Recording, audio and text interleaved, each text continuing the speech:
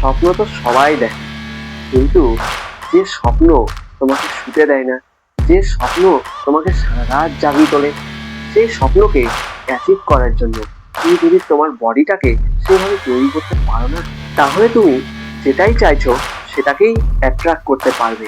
খুব ছোট্ট একটা এক্সাম্পল, ধরো একটা ছেলে বিদেশে পড়াশোনার জন্য যেতে চায়।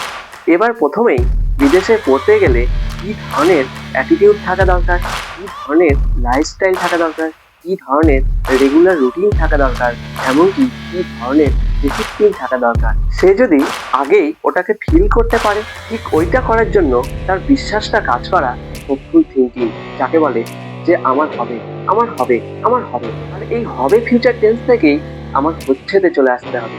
আমি যদি প্রত্যেকটা সময়ে সেই বিহেভিয়ারিয়াল প্যাটার্নটা ইনস্টল করতে পারি মোবাইল সফটওয়্যারের মধ্যে, আর সেইটাকে রোজ যদি আমি ভাবতে পারি, তাহলে আমার বডি সেভাবেই বিহেভ করবে।